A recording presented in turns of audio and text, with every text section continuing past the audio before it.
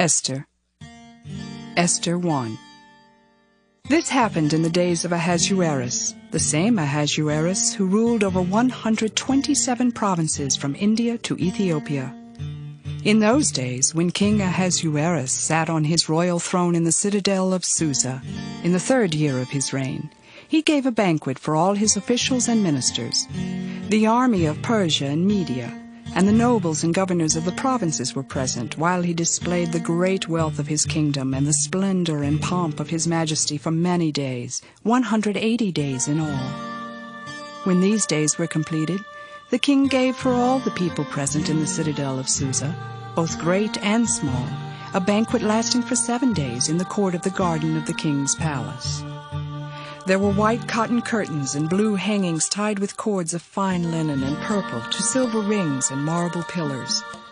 There were couches of gold and silver on a mosaic pavement of porphyry, marble, mother-of-pearl, and colored stones. Drinks were served in golden goblets, goblets of different kinds, and the royal wine was lavished according to the bounty of the king. Drinking was by flagons without restraint, for the king had given orders to all the officials of his palace to do as each one desired. Furthermore, Queen Vashti gave a banquet for the women in the palace of King Ahasuerus. On the 7th day, when the king was merry with wine, he commanded Mehuman, Biztha, Harbona, Bigtha, and Abagtha, Zethar and Carcas, the 7 eunuchs who attended him, to bring Queen Vashti before the king, wearing the royal crown, in order to show the peoples and the officials her beauty, for she was fair to behold. But Queen Vashti refused to come at the king's command conveyed by the eunuchs. At this the king was enraged, and his anger burned within him. Then the king consulted the sages who knew the laws, for this was the king's procedure toward all who were versed in law and custom. And those next to him were Karshina, Shethar, Admatha, Tarshish, Meres, Marsina, and Memucan, the 7 officials of Persia and Media, who had access to the king and sat first in the kingdom. According to the law, what is to be done to Queen Vashti because she has not performed the command of King Ahasuerus conveyed by the eunuchs? Then Memucan said in the presence of the king and the officials, "Not only has Queen Vashti done wrong to the king, but also to all the officials and all the peoples who are in all the provinces of King Ahasuerus. For this deed of the queen will be made known to all women, causing them to look with contempt on their husbands, since they will say, 'King Ahasuerus commanded Queen Vashti to be brought before him, and she did not come.' This very day, the noble ladies of Persia and Media who have heard of the queen's behavior will rebel against the king's officials, and there will be no end of contempt and wrath. If it pleases the king, let a royal order go out from him, and let it be written among the laws of the Persians and the Medes, so that it may not be altered, that Vashti is never again to come before King Ahasuerus. And let the king give her royal position to another who is better than she.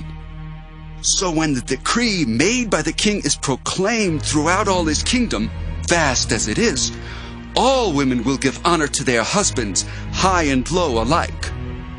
This advice pleased the king and the officials, and the king did as Memucan proposed. He sent letters to all the royal provinces, to every province in its own script, and to every people in its own language, declaring that every man should be master in his own house. Esther 2. After these things, when the anger of King Ahasuerus had abated, he remembered Vashti, and what she had done, and what had been decreed against her.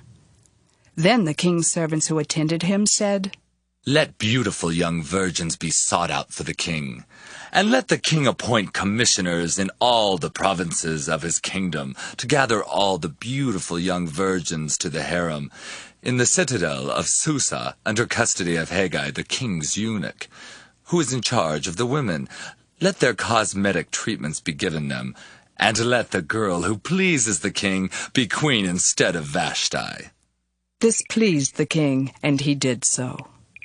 Now there was a Jew in the citadel of Susa, whose name was Mordecai, son of Jair, son of Shimei, son of Kish, a Benjaminite. Kish had been carried away from Jerusalem among the captives carried away with King Jeconiah of Judah, whom King Nebuchadnezzar of Babylon had carried away. Mordecai had brought up Hadassah, that is Esther, his cousin, for she had neither father nor mother.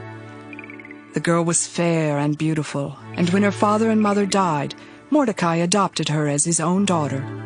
So, when the king's order and his edict were proclaimed, and when many young women were gathered in the citadel of Susa in custody of Hegai, Esther also was taken into the king's palace and put in custody of Hegai, who had charge of the women. The girl pleased him and won his favor, and he quickly provided her with her cosmetic treatments and her portions of food, and with 7 chosen maids from the king's palace, and advanced her and her maids to the best place in the harem. Esther did not reveal her people or kindred, for Mordecai had charged her not to tell. Every day Mordecai would walk around in front of the court of the harem to learn how Esther was and how she fared. The turn came for each girl to go in to King Ahasuerus, after being 12 months under the regulations for the women, since this was the regular period of their cosmetic treatment, 6 months with oil of myrrh and 6 months with perfumes and cosmetics for women. When the girl went in to the king, she was given whatever she asked for to take with her from the harem to the king's palace. In the evening she went in. Then in the morning she came back to the second harem in custody of Sheashgaz, the king's eunuch, who was in charge of the concubines. She did not go in to the king again unless the king delighted in her and she was summoned by name. When the turn came for Esther, daughter of Abihail, the uncle of Mordecai, who had adopted her as his own daughter, to go in to the king, she asked for nothing except what Hegai, the king's eunuch, who had charge of the women, advised. Now Esther was admired by all who saw her.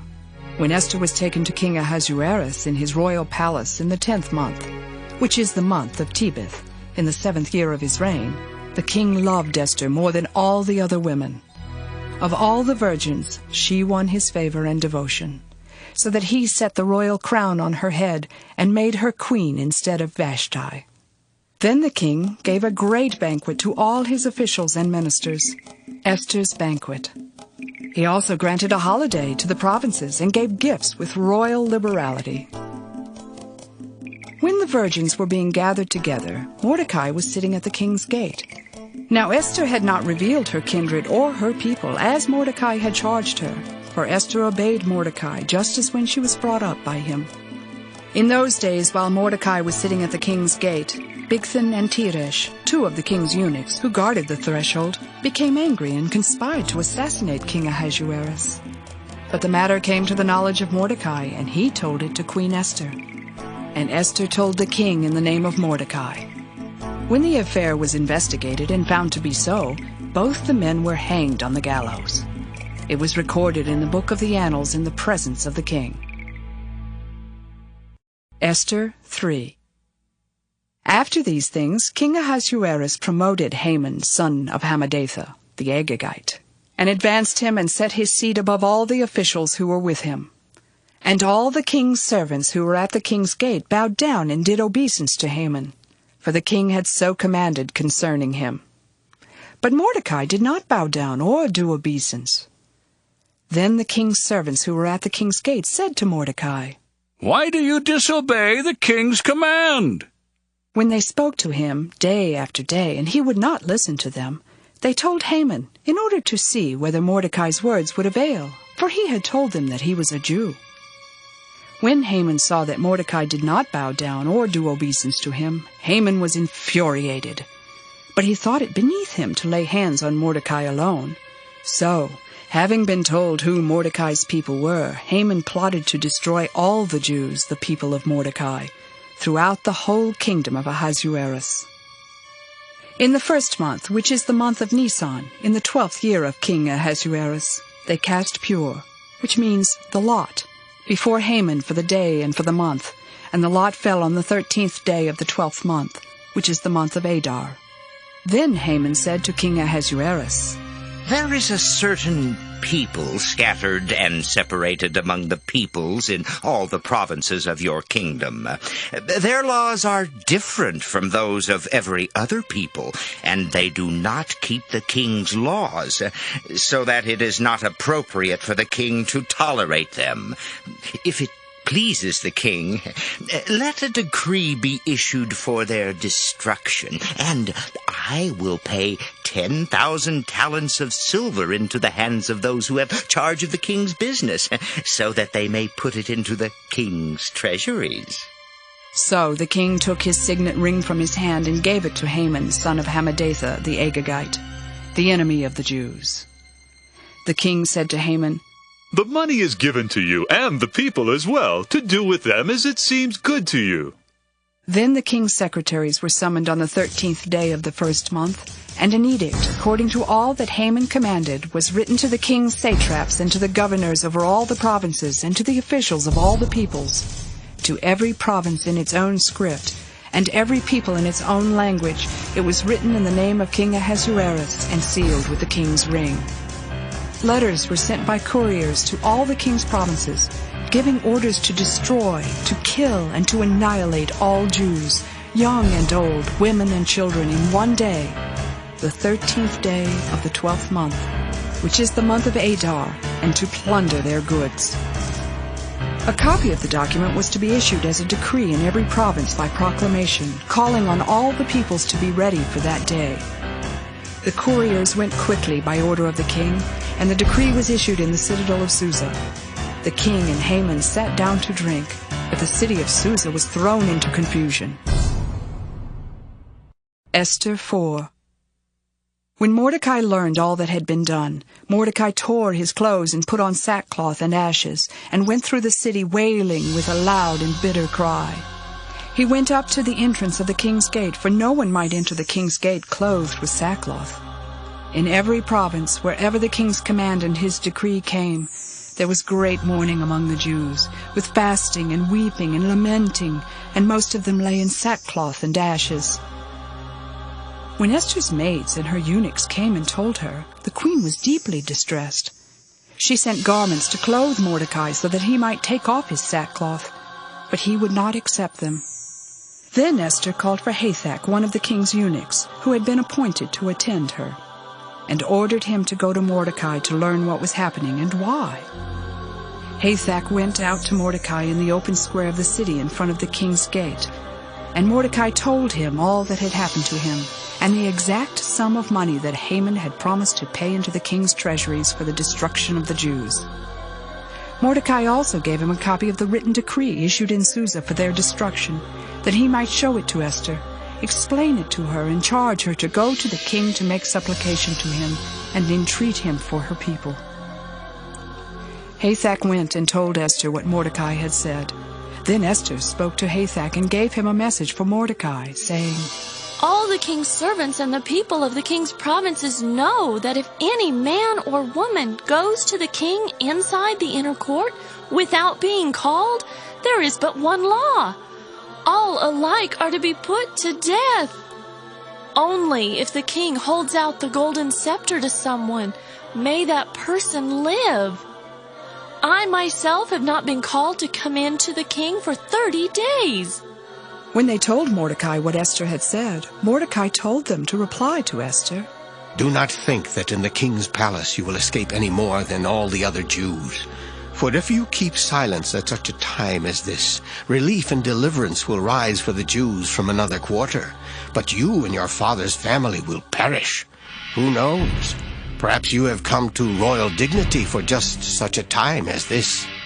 Then Esther said in reply to Mordecai, Go, gather all the Jews to be found in Susa, and hold a fast on my behalf, and neither eat nor drink for 3 days, night or day. I and my maids will also fast as you do. After that, I will go to the king, though it is against the law, and if I perish, I perish." Mordecai then went away and did everything as Esther had ordered him. Esther 5. On the third day, Esther put on her royal robes and stood in the inner court of the king's palace, opposite the king's hall. The king was sitting on his royal throne inside the palace, opposite the entrance to the palace. As soon as the king saw Queen Esther standing in the court, she won his favor, and he held out to her the golden scepter that was in his hand.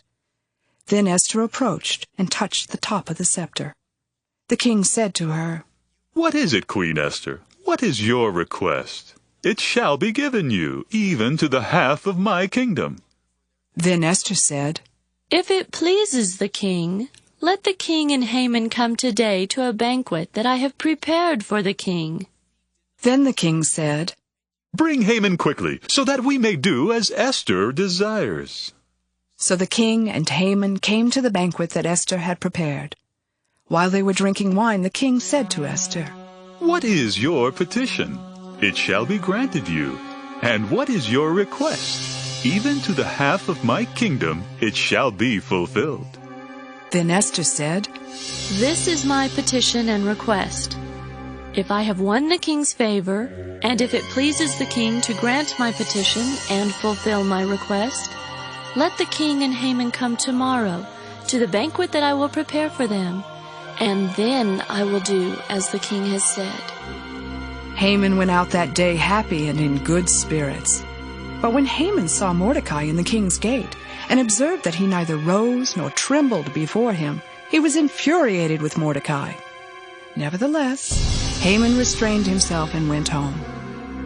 Then he sent and called for his friends and his wife, Zeresh. And Haman recounted to them the splendor of his riches, the number of his sons, all the promotions with which the king had honored him, and how he had advanced him above the officials and the ministers of the king. Haman added, Even Queen Esther, let no one but myself come with the king to the banquet that she prepared. Tomorrow also I am invited by her, together with the king.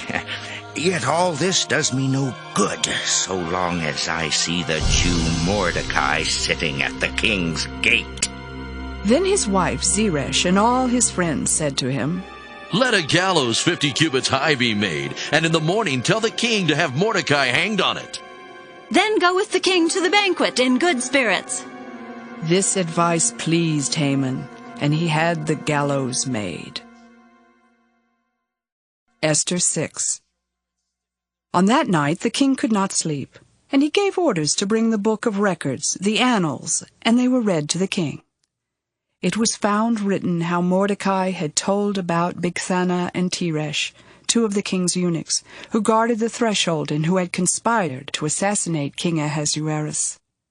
Then the king said, "What honor or distinction has been bestowed on Mordecai for this?" The king's servants who attended him said, "Nothing has been done for him." The king said, "Who is in the court?" Now Haman had just entered the outer court of the king's palace to speak to the king about having Mordecai hanged on the gallows that he had prepared for him. So the king's servants told him, "Haman is there, standing in the court." The king said, "Let him come in." So Haman came in, and the king said to him, "What shall be done for the man whom the king wishes to honor?" Haman said to himself, Whom would the king wish to honor more than me? So Haman said to the king, For the man whom the king wishes to honor, let royal robes be brought, which the king has worn, and a horse that the king has ridden, with a royal crown on its head. Let the robes and the horse be handed over to one of the king's most noble officials. Let him robe the man whom the king wishes to honor, and let him conduct the man on horseback through the open square of the city, proclaiming before him, Thus shall it be done for the man whom the king wishes to honor. Then the king said to Haman, "Quickly, take the robes and the horse, as you have said, and do so to the Jew Mordecai who sits at the king's gate. Leave out nothing that you have mentioned." So Haman took the robes and the horse and robed Mordecai and led him riding through the open square of the city, proclaiming, Thus shall it be done for the man whom the king wishes to honor. Then Mordecai returned to the king's gate, but Haman hurried to his house mourning and with his head covered. When Haman told his wife Zeresh and all his friends everything that had happened to him, his advisers and his wife Zeresh said to him, If Mordecai, before whom your downfall has begun, is of the Jewish people, you will not prevail against him, but will surely fall before him. While they were still talking with him, the king's eunuchs arrived and hurried Haman off to the banquet that Esther had prepared. Esther 7. So the king and Haman went in to feast with Queen Esther. On the second day, as they were drinking wine, the king again said to Esther, What is your petition, Queen Esther? It shall be granted you. And what is your request? Even to the half of my kingdom it shall be fulfilled. Then Queen Esther answered, If I have won your favor, O king, and if it pleases the king, let my life be given me. That is my petition, and the lives of my people. That is my request. For we have been sold, I and my people, to be destroyed, to be killed, and to be annihilated. If we had been sold merely as slaves, men and women, I would have held my peace. But no enemy can compensate for this damage to the king. Then King Ahasuerus said to Queen Esther, Who is he, and where is he who has presumed to do this? Esther said, A foe and enemy, this wicked Haman.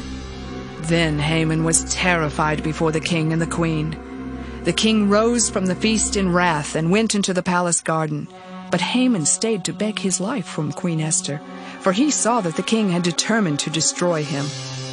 When the king returned from the palace garden to the banquet hall, Haman had thrown himself on the couch where Esther was reclining. And the king said, Will he even assault the queen in my presence, in my own house? As the words left the mouth of the king, they covered Haman's face.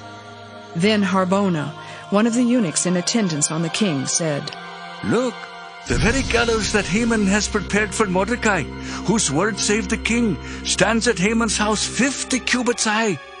And the king said, Hang him on that. So they hanged Haman on the gallows that he had prepared for Mordecai. Then the anger of the king abated. Esther 8. On that day King Ahasuerus gave to Queen Esther the house of Haman, the enemy of the Jews. And Mordecai came before the king, for Esther had told what he was to her. Then the king took off his signet ring, which he had taken from Haman, and gave it to Mordecai. So Esther set Mordecai over the house of Haman. Then Esther spoke again to the king. She fell at his feet, weeping and pleading with him to avert the evil design of Haman the Agagite, and the plot that he had devised against the Jews. The king held out the golden scepter to Esther, and Esther rose and stood before the king.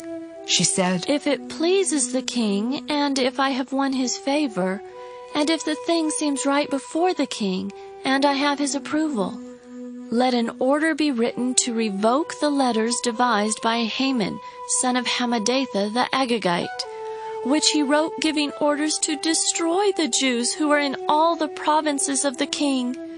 For how can I bear to see the calamity that is coming on my people? Or how can I bear to see the destruction of my kindred?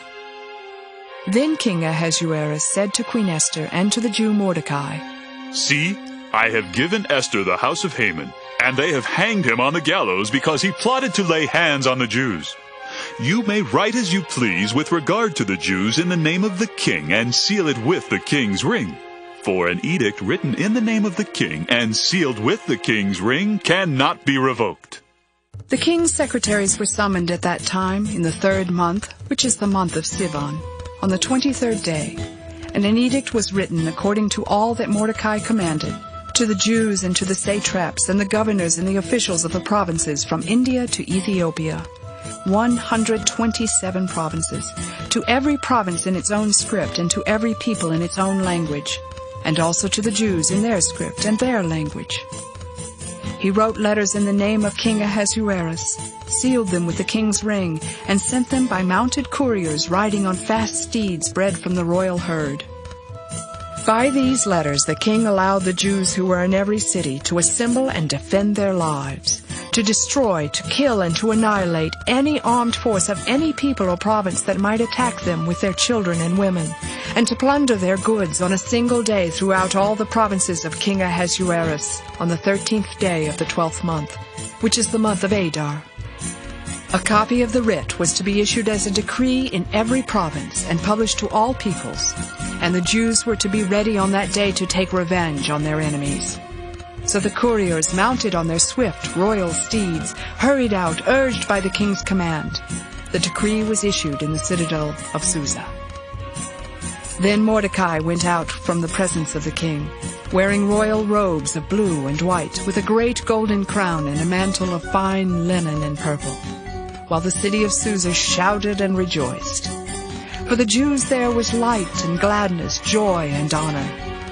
In every province and in every city, wherever the king's command and his edict came, there was gladness and joy among the Jews, a festival and a holiday. Furthermore, many of the peoples of the country professed to be Jews, because the fear of the Jews had fallen upon them. Esther 9. Now, in the 12th month, which is the month of Adar, on the 13th day, when the king's command and edict were about to be executed, on the very day when the enemies of the Jews hoped to gain power over them, but which had been changed to a day when the Jews would gain power over their foes, the Jews gathered in their cities throughout all the provinces of King Ahasuerus to lay hands on those who had sought their ruin, and no one could withstand them, because the fear of them had fallen upon all peoples. All the officials of the provinces, the satraps and the governors and the royal officials were supporting the Jews, because the fear of Mordecai had fallen upon them. For Mordecai was powerful in the king's house, and his fame spread throughout all the provinces as the man Mordecai grew more and more powerful. So the Jews struck down all their enemies with the sword, slaughtering and destroying them, and did as they pleased to those who hated them. In the citadel of Susa, the Jews killed and destroyed 500 people. They killed Parshandatha, Dalphon, Aspatha, Paratha, Adaliah, Aradatha, Parmeshta, Arasai, Aradai, Vizutha, the 10 sons of Haman, son of Hammedatha, the enemy of the Jews. But they did not touch the plunder. That very day the number of those killed in the citadel of Susa was reported to the king. The king said to Queen Esther, "In the citadel of Susa the Jews have killed 500 people, and also the 10 sons of Haman. What have they done in the rest of the king's provinces? Now what is your petition? It shall be granted you.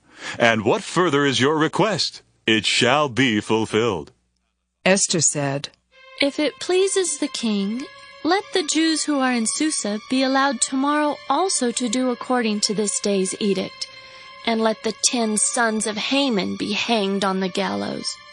So the king commanded this to be done. A decree was issued in Susa, and the 10 sons of Haman were hanged.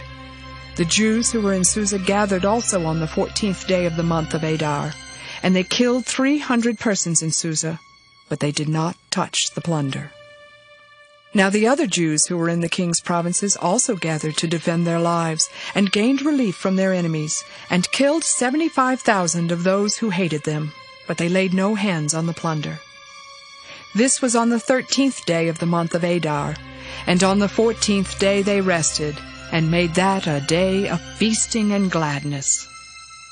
But the Jews who were in Susa gathered on the 13th day and on the 14th, and rested on the 15th day, making that a day of feasting and gladness.